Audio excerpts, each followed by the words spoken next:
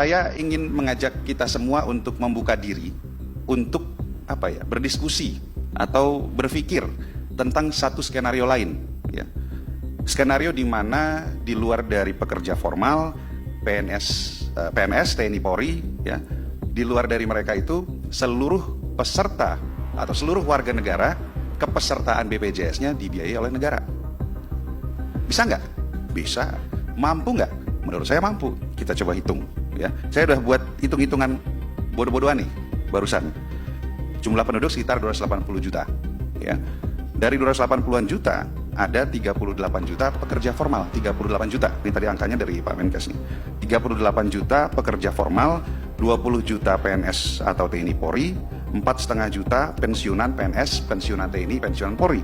Jadi kalau dikurangi 280 juta dikurangi beberapa yang tadi ya pekerja formal, PNS dan pensiunan, totalnya 216,5 juta. Ya. Kalau dikalikan 42.000 berarti 9,07 triliun per bulan. Dikalikan 12 berarti 108,8 triliun per tahun, Pak. Dengan demikian kita betul-betul bisa mencapai UHC 100% dan keaktifan peserta juga 100%, Pak. Ya. Mampu nggak? Mampu, Pak. Kemarin Pak Menkyu udah ngomong kok, duit saya banyak, katanya gitu. Mampu, Pak. Jadi yang sekarang dibutuhkan adalah political will, Pak. Political will dan keputusan politik negara. Sama seperti halnya ketika pemerintah memutuskan untuk mencanangkan program MBG. Serapan anggaran MBG di tahun 2025 yang dilaporkan kepada kita di sini, serapannya 81,6%, Pak, dari 71 triliun. Ya. Andai kata anggaran yang sudah disediakan di 2026 ini sebesar 335 triliun, serapannya misalkan naik nih dari 81,6 jadi 85%. Artinya yang tidak terserap 15% senilai sekitar 50 triliun, Pak. 50 triliun ditambahkan 56 triliun yang sudah dianggarkan untuk PBI, 106 triliun, Pak. Tinggal nambah sedikit, 100% warga negara Indonesia sudah bisa dijamin kepesertaannya oleh BPJS Kesehatan.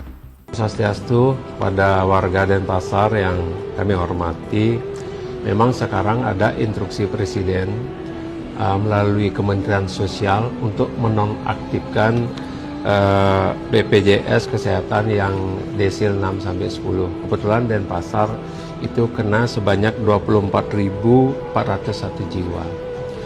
Karena kami melihat, walaupun itu instruksi Presiden, kami melihat di Perpresnya, itu kan kami punya tanggung jawab juga melindungi jaminan sosial kepada masyarakatnya. Nah, untuk itulah kami di Kota Denpasar mengambil keputusan membiayai warga yang dinonaktifkan oleh pusat itu. Nah, memang itu kebutuhan biayanya sekitar 9.072. Nah, sekarang kami sebenarnya sudah punya cadangan terhadap 113.000 jiwa warga Kota Denpasar yang kami cadangkan. Nah, jadi 24.000 ini sudah bisalah terpenuhi. Jadi sekarang besok kami akan koordinasi dengan BPJS berdasarkan rapat hari ini bahwa semua warga Kota Denpasar yang dinonaktifkan itu sebanyak 24.000 kita aktifkan. Jadi warga Kota Denpasar tetap akan mendapat pelayanan BPJS Kesehatan itu dari kami. Ada tambahan lagi nggak, Pak, dari kan 24 nah, sudah ada sebelumnya, ada yang perlu lagi untuk itu kan tetap terus karena setiap bulan kita melakukan aktif. Ini juga keterkaitannya dengan BPK-nya. Karena di satu sisi kita menganggaplah 24.000 yang kita aktifkan. Belum tentu juga 24.000 itu semua memang layak untuk diaktifkan. Kalau kita verifikasi misalkan bisa jadi dia sudah misalkan udah PNS yang mumpuni kan gitu. Tapi bagi kami aktifkan dulu karena apa? Pengalaman kemarin ada malam-malam orang menelpon Bu Kades dia mau cuci darah. Setelah dia datang ke rumah sakit ternyata dia diblok karena yang menonaktifkan pusat. Jadinya kami bilang kami jamin itu diaktifkan. Nah, kalau kami sampai terus begitu kan capek juga, kasihan juga masyarakatnya. Sekarang kita aktifkan dulu semua, nanti baru kita verifikasi mana yang benar-benar tidak layak, kita ya tentu kita kurangi agar nanti kita tidak kena audit BPK-nya.